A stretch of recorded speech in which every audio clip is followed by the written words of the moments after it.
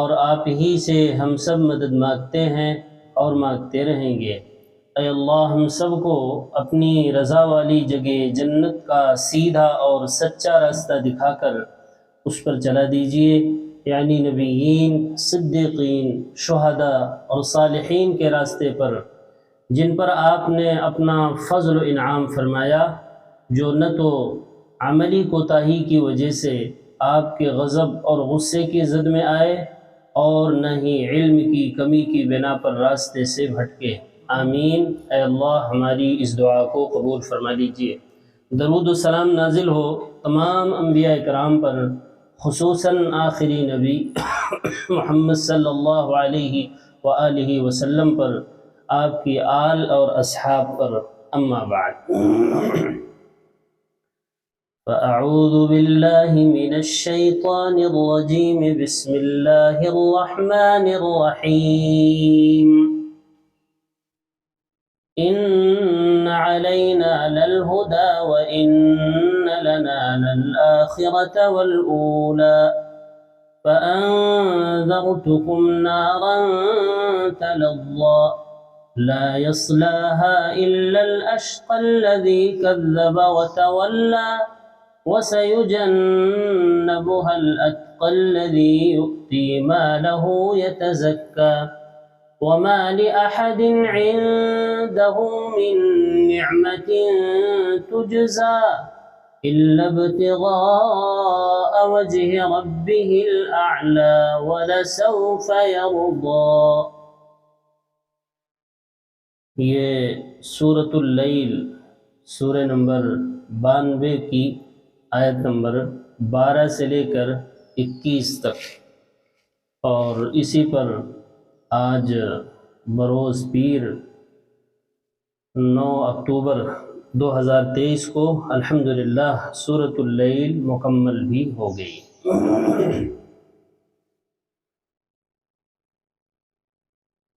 تو کل کے درس میں بہت ہی اہم باتیں بیان ہوئیں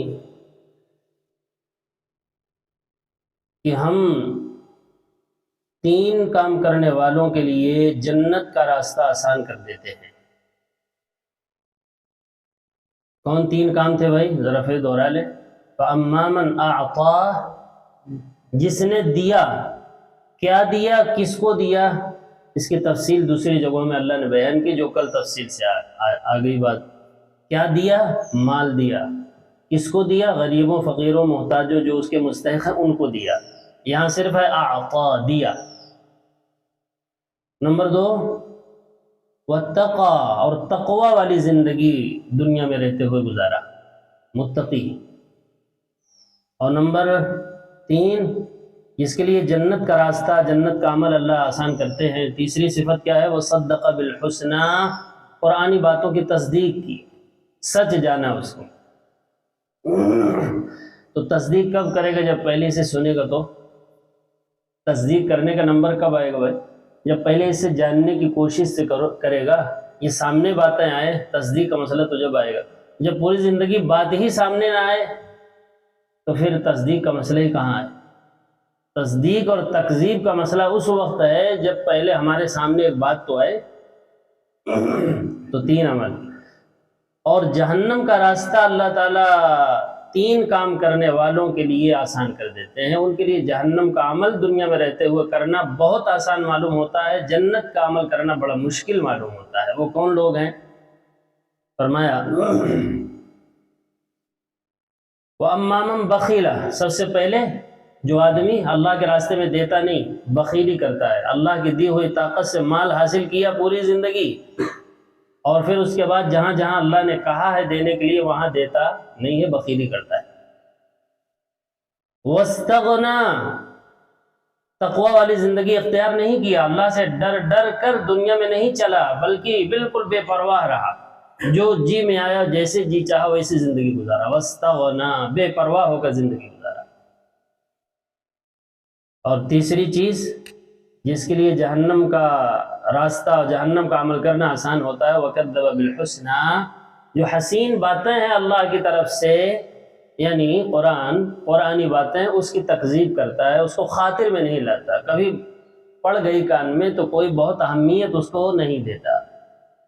وَكَذَّبَ بِالْحُسْنَىٰ، تو ایسے لوگوں کے لیے فَسَنُيَسِّرُهُ لِلْعُسْرَىٰ، تو عسرہ یعنی جہنم کے کام، جہنم کے عمل ایسے لوگوں کے لیے ہم آسان کر دیتے ہیں، ان کو وہی عمل زیادہ اچھا معلوم ہوتا ہے اور آسان معلوم ہوتا ہے۔ اچھا، مال کا سب سے بڑا فائدہ یہ ہے کہ آدمی اپنے آپ کو نقصان سے بچا لے۔ آخرت سے بڑھ کر کیا نقصان ہو سکتا ہے؟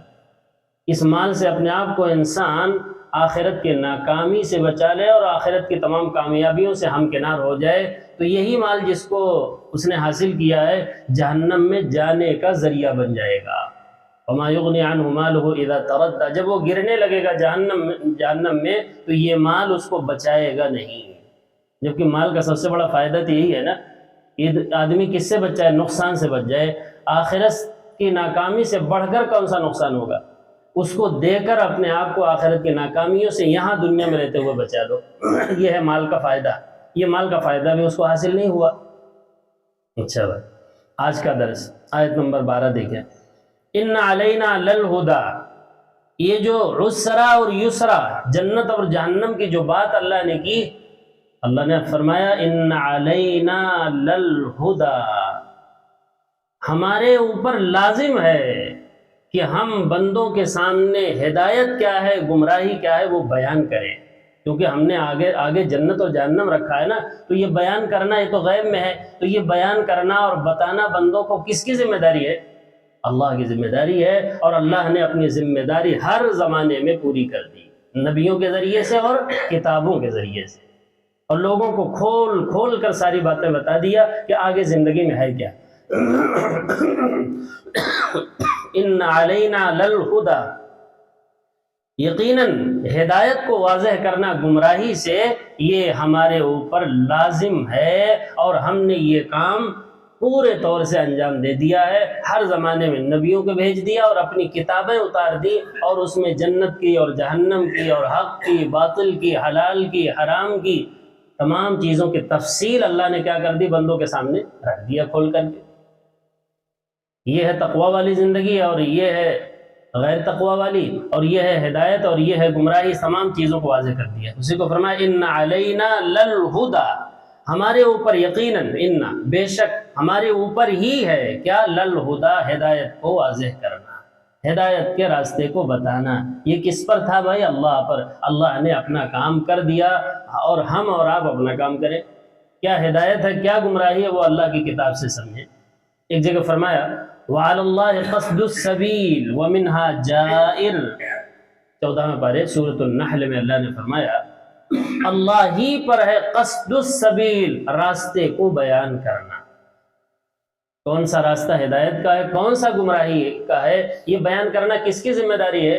اللہ کی، جس اللہ نے دنیا میں اتارا ایک عظیم مقصد کے لیے، اسی کی ذمہ یہ ہے کہ ہمارے سامنے ہدایت کو واضح کرے۔ تو اللہ نے ہدایت کو واضح کر دیا، قصد السبیل، اور آگے فرمایا وہیں پر وَمِنْهَا جَائِرٌ، اور ہمارا جو راستہ ہم نے اتارا ہے اسی کے ارد گرد دوسرے لوگوں نے اپنا راستہ پگڈنڈیاں بنا لی ہیں۔ ہوشیار رہنا، اور اس کو کیا سمجھا کہ وہی اللہ کا راستہ ہے۔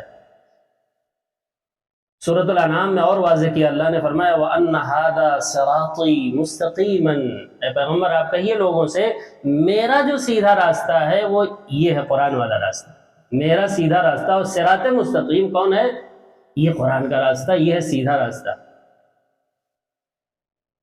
فَاتَّبِعُوهُ، اسی کی اتباع کرو۔ کیا فرمایا؟ اسی کی اتباع کرو، اسی کی پیروی کرو اگر کامیاب ہونا چاہتے ہو آخرت میں، اور آخرت کی ناکامی سے بچنا چاہتے ہو تو کون سے راستے کی اتباع کرنا ہے؟ قرآن کے راستے، جو قرآن بیان کرتا ہے۔ فَاتَّبِعُوهُ، آگے فرمایا وَلَا تَتَّبِعُوا السُّبُلَ، بہت سے راستے اور پگڈنڈیاں خود سے بنا لی گئی ہیں، اللہ کی طرف سے سند نہیں ہے۔ ما انزل اللہ بها من سلطان، کوئی دلیل اللہ کی طرف سے اس راستے کی نہیں ہے، لوگوں نے بنا لیا ہے، لوگوں کے نام پر راستے بنا لیے۔ فرمایا اس کی اتباع مت کرنا، بہت صاف فرمایا اس کی اتباع مت کرنا۔ ولا تتبعوا السبل، سبل جمع ہے سبیل کے، بہت سے راستے بنائے گئے، ایک راستہ نہیں، نہ جانے کتنے راستے بنا دیے گئے ہیں۔ صراط مستقیم کے ارد گرد دونوں طرف کیا کریں گے وہ راستے؟ فتفرق بکم عن سبیلہ، تم کو جدا کر دیں گے اللہ کے راستے سے، یعنی قرآن سے تمہیں دور کر دیں گے۔ جیسے آج یہ امت قرآن سے دور ہو گئی، کیوں؟ اس لیے کہ انہی پگڈنڈیوں پر وہ چل پڑی ہے، اس لیے اس صحیح راستے سے دور ہو گئے ہیں۔ فتفرق بکم عن سبیلہ، ایک جگہ اور فرمایا اور واضح کیا اللہ نے، تاکہ کوئی یہ نہ سمجھے کہ ہم کیا کہہ کیا رہے ہیں، ایک ہی چیز کو بار بار مختلف انداز سے مختلف الفاظ سے اللہ واضح کرتے ہیں۔ اتبعوا ما انزل الیکم من ربکم، اتباع کرو اس راستے کے جو اللہ نے نازل کیا ہے، ما انزل الیکم تمہاری طرف نازل کیا ہے، من ربکم تمہارے رب کی طرف سے آئی ہوئی جو باتیں ہیں اس کی اتباع کرو۔ ولا تتبعوا من دونه اولیاء، اور اللہ کے علاوہ یا قرآن کے علاوہ جو راستے ہیں جو ولی بنا لیا ہے تم نے، کارساز بنا لیا ہے، اپنے طور سے ولی بنا لیا ہے، بزرگ بنا لیا ہے، ان کی اتباع مت کرنا۔ کتنی واضح ہے، آپ سوچیں، کوئی خفا کوئی پوشیدگی اب رہ گئی بھائی؟ فرمایا قلیلا ما تذکرون، لیکن تمہارا اصل مرض یہ ہے کہ تم اللہ کی بات مانتے نہیں ہو، بہت کم ہی نصیحت قبول کرتے ہو، اور مانو گے نہیں، چلو گے اسی پگڈنڈی پر جس پر چل رہے ہو، تم صراط مستقیم کی طرف آؤ گے نہیں، بھلے تم بار بار مانگتے ہو، یہ تو عادتاً مانگتے ہو نا، اہدنا الصراط المستقیم، لیکن جو صراط مستقیم ہم بتا رہے ہیں اس پر آؤ گے نہیں، بہت کم لوگ ہیں جو آتے ہیں۔ قلیلاً، قلیلاً کے معنی تو جانتے ہی ہیں، قلیل معنی تھوڑا، تذکرون نصیحت قبول کرنے والے بہت کم لوگ جو نصیحت کو مانتے ہیں اور ہماری باتوں کی اتباع کرتے ہیں۔ ایک جگہ اور فرمایا وَقُلِ الْحَقُّ مِنْ رَبِّكُمْ، اے پیغمبر آپ کی تو ذمہ داری ہے، آپ وہ کہتے رہیے جو آپ کے رب کی طرف سے آئی ہوئی بات ہے، آپ وہ کہتے رہیے۔ وَقُلِ الْحَقُّ، وہ حق آپ بتا دیجئے، مِنْ رَبِّكُمْ جو تمہارے رب کی طرف سے ہے۔ اب ٹھیک ہے، لوگوں کی مرضی ہے، فَمَنْ شَاءَ فَلْيُؤْمِنْ وَمَنْ شَاءَ فَلْيَكْفُرْ، جس کا جی چاہے ایمان لائے اور جس کا جی چاہے کفر اختیار کرے۔ یہاں تو ہم نے مہلت عمل دیا ہوا ہی ہے، یہ تو دارالامتحان ہے، امتحان کا قاعدہ ہی یہی ہے کہ پوری آزادی ہونی چاہیے۔ تو کیا فرمایا ان علینا للہدا، ہمارے ذمے ہی ہے ہدایت کو گمراہی سے واضح کر دینا، کہ ہدایت کیا ہے، گمراہی کیا ہے، صحیح کیا ہے، غلط کیا ہے، یہ بتانا ہمارے ذمے ہے، اور وہ ذمہ داری ہم نے پورے طور سے ادا کر دی ہے کتاب کے ذریعے سے۔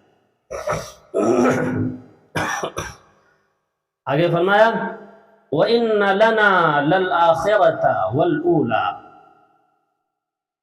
اور ہم ہی مالک ہیں آخرت کے بھی اور دنیا کے بھی۔ اولا سے مراد دنیا، اولا جو پہلے آتی ہے، آخرت جو اس کے بعد آئے گی۔ آخرت جانتے ہیں، آخرت اور دنیا، آخرت بھی ہمارے ہی اختیار میں ہے، آخرت کی کامیابی دینا اور دنیا میں کامیاب کرنا بھی ہمارے ہی اختیار میں ہے، یعنی تمہاری دنیا کی زندگی ہو یا آخرت کی زندگی ہو، سب کس کے کنٹرول میں ہے؟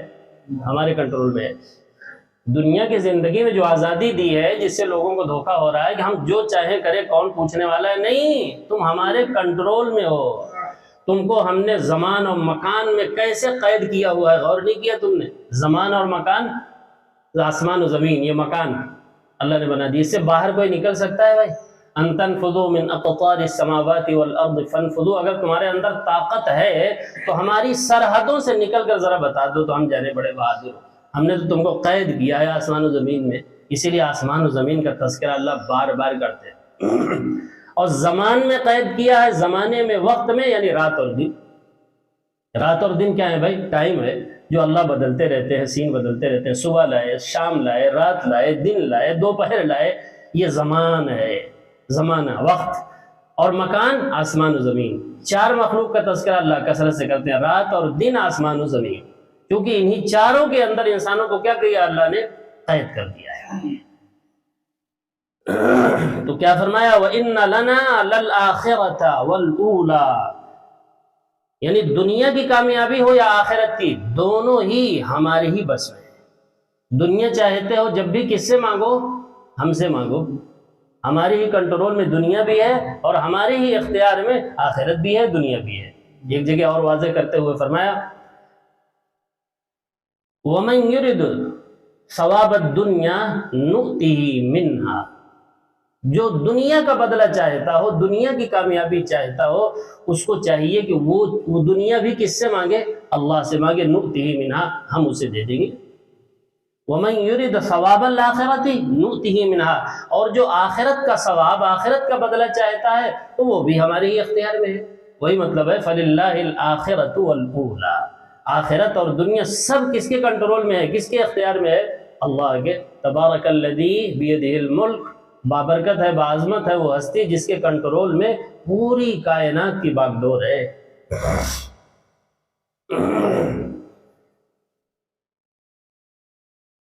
اچھا آگے فرمایا وَإِنَّ لَنَا لَلْآخِرَةَ وَالْأُولَى فَأَنذَرْتُكُمْ نَارًا تَلَظَّى، چونکہ ہمارے ذمے ہے ہر چیز کو بتانا، آخرت میں کیا ہے، مرنے کے بعد کیا ہے، یہ بتانا ہمارے ذمے ہے، لہذا ہم نے کیا کیا؟ فَأَنذَرْتُ، یہ واحد کا صیغہ ہے، واحد متکلم، میں نے تم سبوں کو نارن تلظى، ایک بھڑکتی ہوئی آگ سے ہوشیار کر دیا ہے۔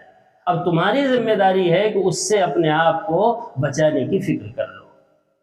فَمَنْ زُحْزِحَ عَنِ النَّارِ وَأُدْخِلَ الْجَنَّةَ فَقَدْ فَازَ، کامیابی یہ ہے کہ انسان جہنم سے بچا لیا جائے اور جنت میں داخل کر دیا جائے۔ تو جنت میں جہنم سے بچانے کی، اپنے آپ کو، اپنے گھر والوں کی جو فکر کرنی ہے وہ کہاں کرنی ہے؟ جہنم کو دیکھنے کے بعد نہیں، اسی دنیا میں غیب میں رہتے ہوئے اپنے آپ کو بھی جہنم سے بچانے کی فکر کرو اور اپنے گھر والوں کو بھی جہنم سے بچانے کی، ایک ایک فرد کی فکر کرو۔ یا ایھا الذین آمنوا قوا انفسکم واہلیکم نارا، ایمان والوں کہا گیا۔ معلوم ہوا کہ دنیا میں اس خطرے کو کون محسوس کرتا ہے؟ جہنم کے خطرے کو محسوس کون کرتا ہے؟ ایمان والا۔ غیر ایمان والا تو محسوس ہی نہیں کرتا۔ اگر وہ محسوس کر لے جہنم کے خطرے کو تو وہ غیر ایمان والا ہی نہیں ہے، وہ تو ایمان والا ہو جائے گا۔ اسی لیے جو دعا اللہ نے سکھائی ہے وہ عباد الرحمن کو سکھائی ہے۔ کیا دعا؟ ربنا اصرف عنا عذاب جہنم، اس لیے کہ اس دنیا میں جہنم سے بچنے کی دعا اللہ کا نیک بندہ ہی کرتا ہے۔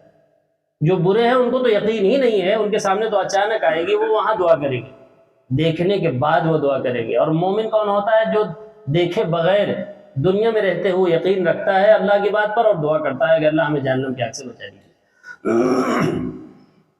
فَأَنذَرْتُكُمْ، میں نے تم سبوں کو، اچھا یہی مضمون ابھی نماز میں بھی گزری آیت، اِنَّا أَنذَرْنَاكُمْ عَذَابًا قَرِيبًا، ہم نے تم سبوں کو قریب آنے والے عذاب سے، جو قریب ہی آ ہی رہا ہے، اس سے ڈرا دیا، ہوشیار کر دیا۔ یوم ينظر المرء ما قدمت یداہ، جس دن انسان وہ سب کچھ دیکھ لے گا جو کچھ یہاں کیا ہے نا، وہ سب آگے پا لے گا، وہ ما قدمت یداہ سب اس کے سامنے آ جائے گا، پورا عمل۔ اور کیا کہے گا پھر؟ یقول یا لیتنی کنت ترابا ما قدمت یداہ، ویقول الکافر یا لیتنی کنت ترابا، اور کافر کہے گا جو نہیں مانتا تھا، جہنم کا یقین نہیں تھا، وہ کہے گا وہاں دیکھنے کے بعد یا لیتنی کنت ترابا، اے کاش کہ میں کیا ہوتا بھائی، مٹی ہی ہوتا، دوبارہ انسان نہ بنتا۔ تو میں نے تم سبوں کو ایک بھڑکتی ہوئی آگ سے، جو شعلہ زن ہے، ہر وقت بھڑک رہی ہے، یعنی جہنم کی آگ سے ہوشیار کر دیا ہے۔ لہذا اے ایمان والو، تم اپنے آپ کو جہنم کی آگ سے بچانے کی دنیا کے اندر فکر کرو۔ اس میں کون جائے گا بھائی؟ بہت اہم بات فرمایا، لا یصلاھا الا الاشقى، اس میں صرف وہ جائے گا جو سب سے زیادہ شقی اور بدبخت ہے۔ جہنم میں کون جائے گا؟ جو شقی ہے، بدبخت ہے، وہی جائے گا۔ بھائی وہ کون ہے جو شقی ہے، بدبخت ہے؟ آگے اسی کی تفصیل اللہ نے کر دی، الذی کذب وتولی، شقی اور بدبخت جو جہنم میں جائے گا وہی تو ہے جو آخرت کو جھوٹ سمجھ کر جھٹلا دیا، قرآنی باتوں کو جھوٹ سمجھ کر کیا کیا بھائی؟ جھٹلا دیا، اور جھٹلا کر وتولی، اس سے اپنا رخ پھیر لیا۔ قرآنی باتوں سے کیا کر لیا بھائی؟ تولی اے اعرض، اس سے رخ پھیر لیا اپنا۔ یہی ہے شقی، یہی جہنم میں جائے گا، الذی کذب وتولی۔ اس کی تفصیل بہت ہے قرآن میں۔ اللہ تعالیٰ نے فرمایا، وَمَنْ أَظْلَمُ مِمَّنْ ذُكِّرَ بِآيَاتِ رَبِّهِ ثُمَّ أَعْرَضَ عَنْهَا، اس سے بڑا ظالم کون ہے جس کو آیتوں سے نصیحت کی جائے. کس سے نصیحت کی جائے؟ اللہ کی آیتوں سے، قرآن سے نصیحت کی جائے، جس سے بڑھ کر کوئی نصیحت نہیں، جس سے بڑھ کر کوئی نصیحت نہیں، اس کے ذریعے سے نصیحت کی جا رہی ہے. لیکن وہ کیا کرتا ہے بھائی؟ ثم اعرض عنها، وہ اس سے رخ موڑ لیتا ہے، اس کو باتیں اچھی نہیں لگتی قرآن کی. انا من المجرمین منتقمون، یہ شخص سب سے بڑا مجرم ہے اور سب سے بڑا شقی ہے، اس سے ہم انتقام لے کر رہیں گے. جس نے اونٹنی کو قتل کیا تھا اس کو بھی اللہ نے کہا اشقا، پیچھے گزر چکا، دیکھیے ابھی اوپر والی صورت میں، اذ انبعث اشقاها، جب ایک شقی آدمی کیا ہوا؟ اٹھ کھڑا ہوا. جو آیت نمبر 12 میں جو پیچھے صورت گزری سورہ شمس، دیکھیے اذ انبعث اشقاها، جس وقت ایک شقی آدمی، بدبخت آدمی اٹھ کھڑا ہوا اونٹنی کو قتل کرنے کے لیے، اس کو بھی اللہ نے کیا کہا بھائی؟ اشقا، شقی اور بدبخت کہا. اور جو محمد صلی اللہ علیہ وسلم کے معجزے کا انکار کرے اس کو بھی اللہ نے کیا کہا؟ شقی اور بدبخت. کیونکہ اونٹنی کو قتل کرنے والا، کیونکہ اونٹنی معجزہ تھی نا، اس کو جس نے قتل کیا ہے اس کو اللہ نے کیا کہا؟ اشقا، سب سے زیادہ بدبخت وہی شخص تھا. اور جو اس معجزے کا انکار کرتا ہے اور اس سے رخ پھیرتا ہے اس کو بھی اللہ نے کیا کہا؟ اشقا. کیا ہے؟ سب سے زیادہ شقی، سب سے زیادہ بدبخت انسان وہی ہے جو اس معجزے کا انکار کرے اور اس سے اپنا رخ پھیرے. اس سے بڑا شقی کوئی نہیں. الذی کذب، جو قرآنی باتوں کو، قرآنی توحید کو، قرآن میں جو رسالت بیان کی، قرآن میں جو آخرت کی باتیں بیان کی گئی، کیا کیا اس کو؟ کذب، اس کو جھٹلا دیا، یہ ہے شقی. وتولا، اور جھٹلا کر اپنا رخ اس سے پھیر دیا، یہ ہے سب سے زیادہ شقی، یہ جائے گا جہنم میں. اللہ نے کیا کہا تھا؟ ہم پر ہی ہے ہدایت کو بتانا، گمراہی کو بتانا. تو اللہ تعالیٰ جو گمراہی کی سب سے بڑی چیز ہے وہ بتا رہے. سب سے بڑا شقی کون ہے دنیا میں؟ جو قرآنی باتوں کی تکذیب کرے، جھٹلائے، وتولا، اور اس سے رخ پھیرے. وَسَيُجَنَّبُهَا الْأَتْقَى، اور بچا لیا جائے گا اس شخص کو، اس جہنم سے بچا لیا جائے گا جو اتقا ہے، سب سے زیادہ متقی ہے، جو گناہوں سے اپنے آپ کو بچانے والا ہے، متقی ہے. اس کو اس سے کیا کیا جائے گا؟ جہنم سے بچا لیا جائے گا. وہ اس سے اتنا ہی دور رہے گا جتنا جس کے اندر تقویٰ ہوگا. جتنا جس کے اندر تقویٰ اور پرہیزگاری ہے اتنا ہی وہ آخرت میں جہنم سے دور رکھا جائے گا. سبحان اللہ و بحمدہ. بہت اہم بات ہے بھائی. وَسَيُجَنَّبُهَا الْأَتْقَى، جو سب سے زیادہ متقی ہے وہ سب سے زیادہ دور ہوگا جہنم سے. اس کی جنت اتنی اونچی ہوگی کہ جہنم اس سے بہت دور.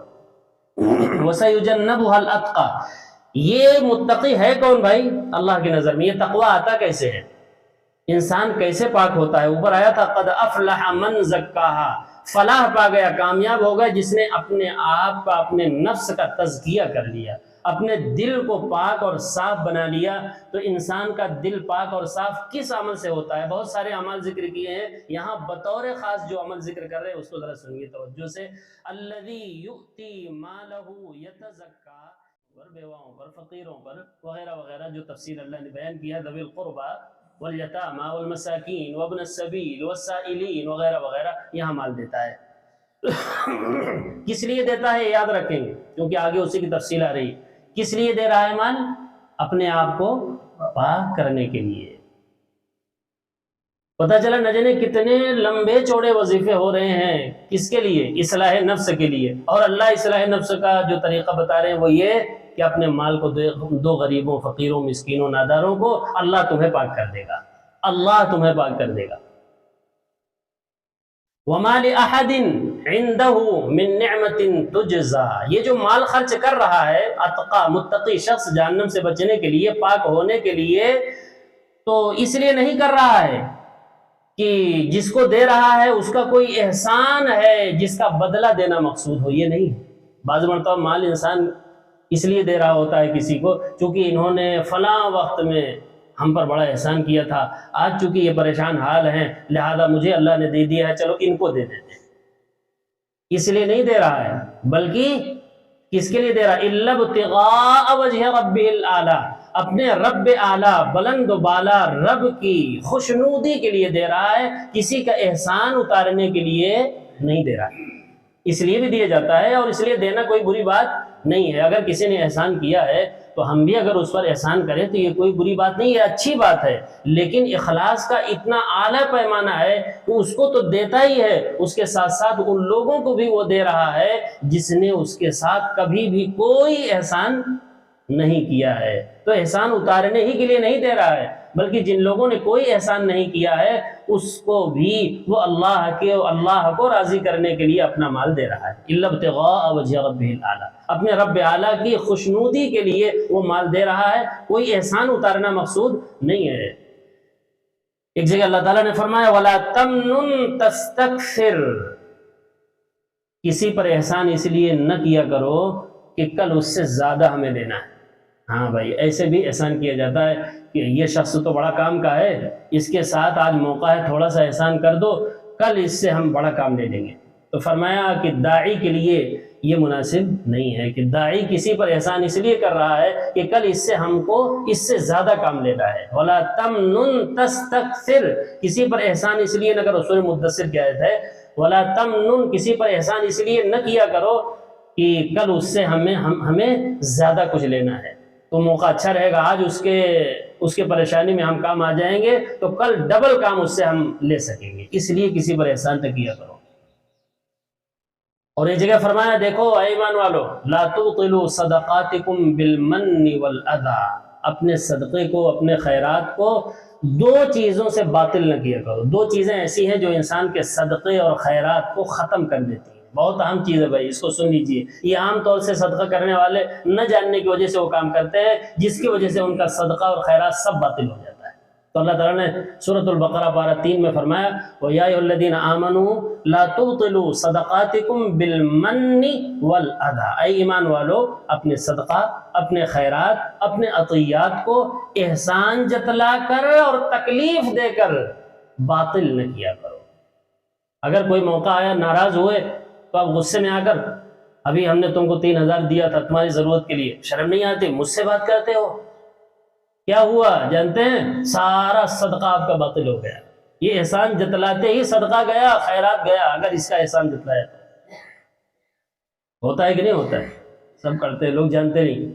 بالمن، من مانے احسان جتلا کر، اپنے صدقے کو باطل نہ کرو۔ والاذى، جس کو کچھ دیا ہے تو سوچتے ہیں اگر کچھ ان کو دو بات ہم کہہ بھی دیں گے تو سن ہی لیں گے، ہم تو ان کی مدد کرتے ہی رہتے ہیں، کہ ہمارے سامنے کیسے سر اٹھائیں گے۔ والاذى، تکلیف دے کر اپنے صدقے کو باطل مت کرو۔ اللہ اکبر، یہ بہت ہوتا ہے۔ لا تبطلوا صدقاتکم بالمن والاذى، دو چیزوں سے اپنے صدقے کو ایمان والو باطل نہ کر دیا کرو، ایک تو احسان جتلا کر، اور دوسرے جس پر صدقہ خیرات کیا اس کو تکلیف دے کر۔